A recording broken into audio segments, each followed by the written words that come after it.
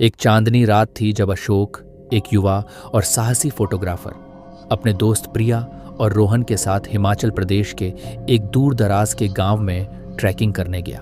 उनका मकसद था उस गांव के पास एक पुरानी खंडहर बनी हवेली की तस्वीरें लेना, जिसके बारे में अफवाह थी कि वहां रात को पूर्वजों की आत्माएं आती हैं। हवेली की कहानियां गांव के लोगों से सुनकर उनका रोमांच और भी बढ़ गया था। ट्रैक शुरू करने से पहले तिकड़ी ने गांव के एक बुजुर्ग से मार्गदर्शन लिया, जो उन्हें सावधानी बरतने को कह रहा था। उसने कहा, हवेली तक जाने का रास्ता पुराना और भूल भुलैया है और रात को वहां के माहौल में बदलाव आता है, संभल के जाना। उन्होंने उसकी चेतावनी को ध्यान में रखा और अपने साथ जरूरी उपकरण जैसे टॉर्च, एक्स्ट्रा बैटरीज और कुछ खाने की चीजें ली। जैसे ही वो हवेली के पास पहुंचे, चांदनी रात का प्रकाश हवेली की पुरानी दीवारों पर पड़ रहा था, जिससे हवेली और भी रहस्यमयी लग रही थी। हवेली का मुख्य दरवाजा खुला पड़ा था, जैसे किसी ने उनका इंतजार किया हो।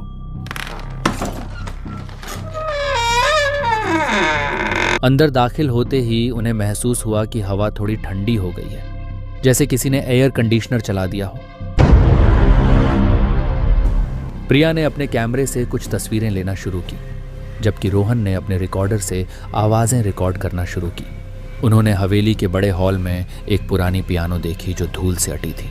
अशोक ने मजाक में एक बटन दबा दिया और पियानो से एक गहरी धुन निकली, जैसे कोई वहां बैठकर अभी भी बजा रहा हो। यह सुनकर उनकी रगों में एक सिहरन दौड़ गई। तभी एक आवाज आई, कौन है वहां?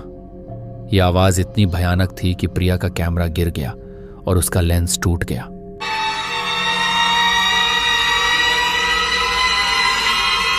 उन्होंने देखा कि एक छाया उनके सामने खड़ी थी, जिसका रूप धुंधला था लेकिन आंखें बिल्कुल साफ थीं, जैसे कोई पुरानी तस्वीर में से निकल आई हो। उस आत्मा ने कहा, मुझे यहाँ से छुटकारा दिलाओ। उसकी आवाज में एक अजीब सी वेदना थी, जैसे वह सालों से किसी का इंतजार कर रही हो। अशोक, जो कि कहानियों में यकीन नहीं रखता था, उसने हिम्मत जुटाई और पूछा, तुम्हें किस चीज से मुक्ति चाहिए? आत्मा ने जवाब दिया, मेरे पति ने मुझे यहाँ कैद कर रखा था।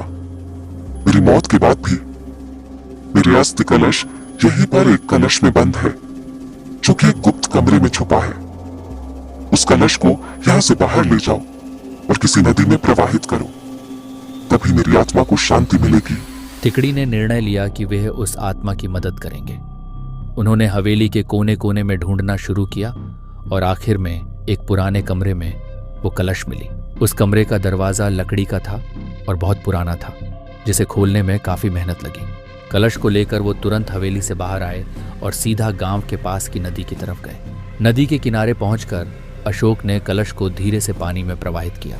जैसे ही कलश पानी में गया, उन्होंने देखा कि हवेली की तरफ से एक रोशनी का गोला निकला और आसमान की तरफ बढ़ गया। उस पल को देखकर उन्हें लगा जैसे किसी भारीपन का एहसास हल्का हुआ हो।